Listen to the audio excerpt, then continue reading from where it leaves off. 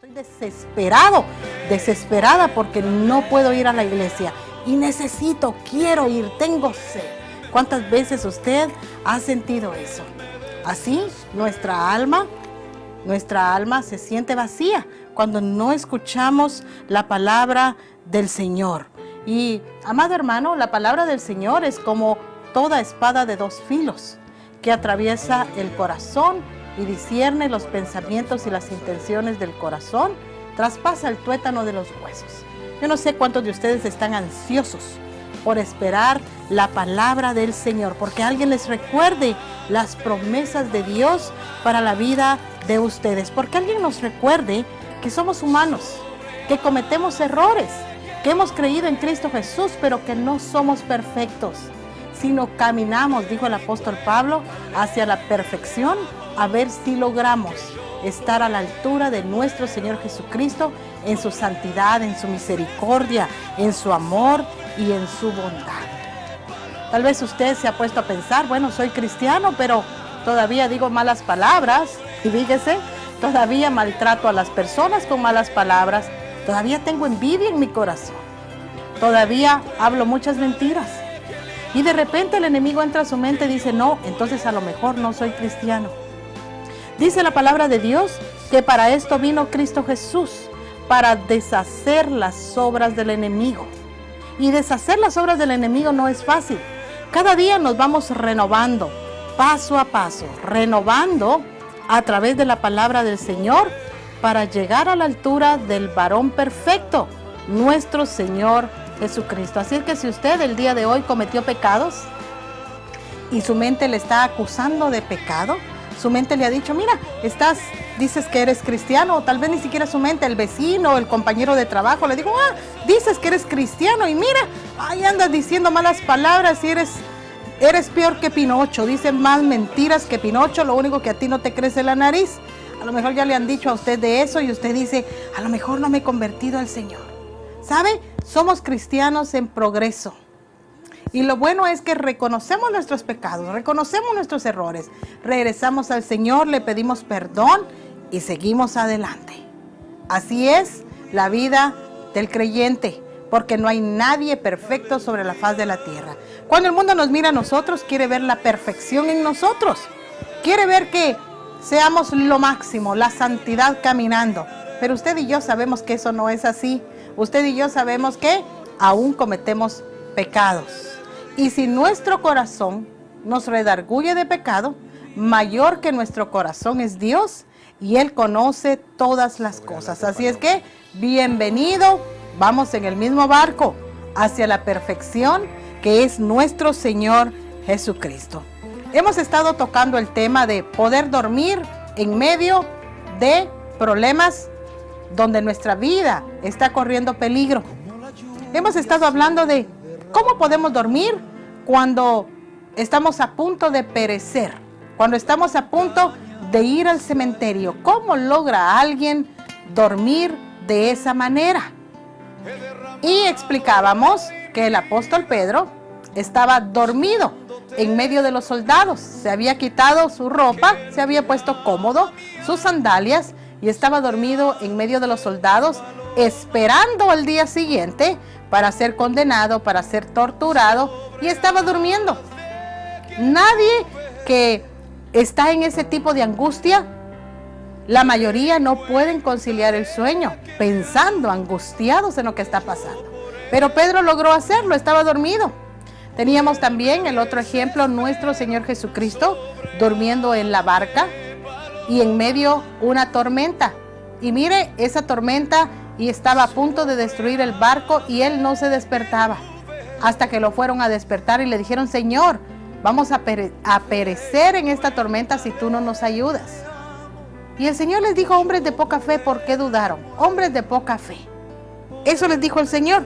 Luego subió a la barca y los discípulos lo siguieron. De repente se levantó en el lago una tormenta tan fuerte que las olas inundaban la barca. Pero Jesús estaba dormido. Los discípulos fueron a despertarlo, gritándole, Señor, sálvanos que nos vamos a ahogar.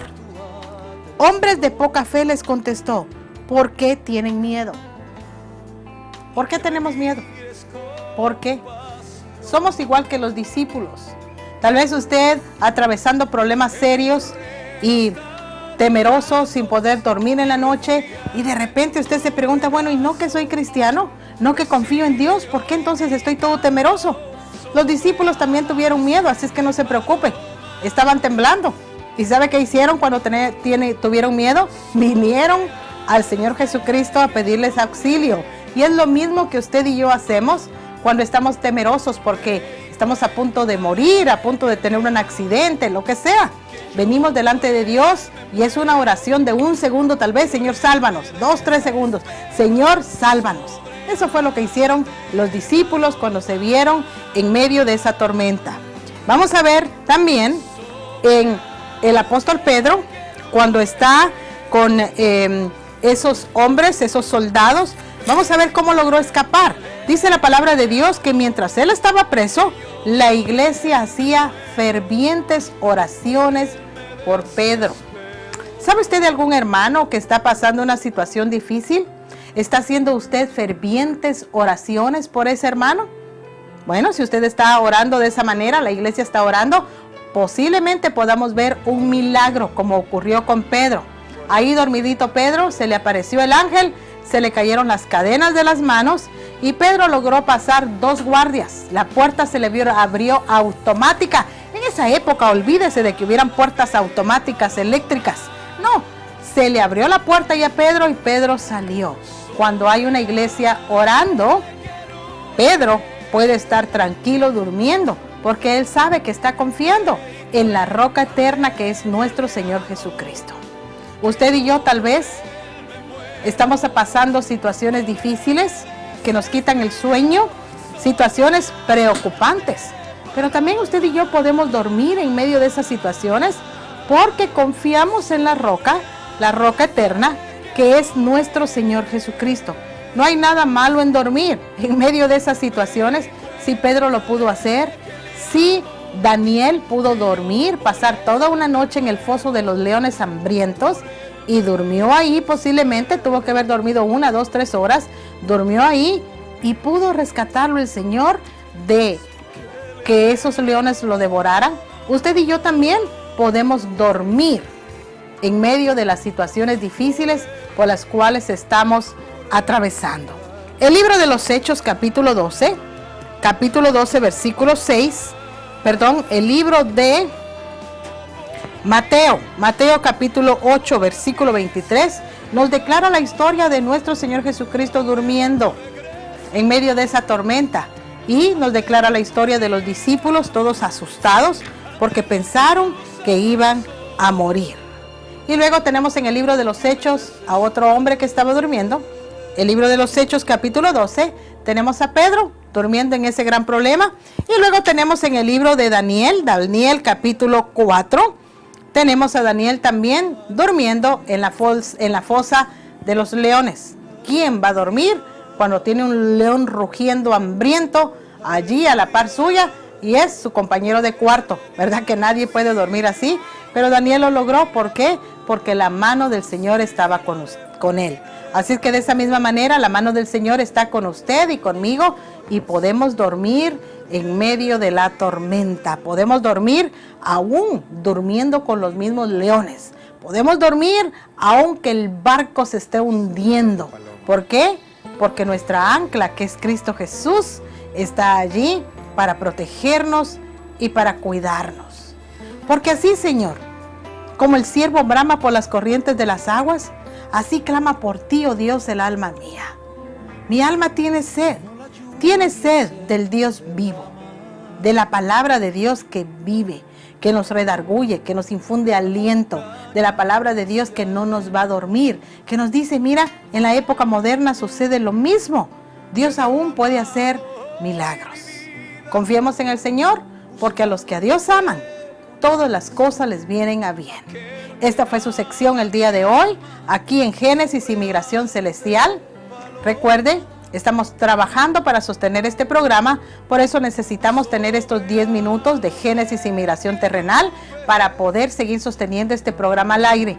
Porque aquí no le pedimos que envíe sus diezmos, que envíe sus ofrendas.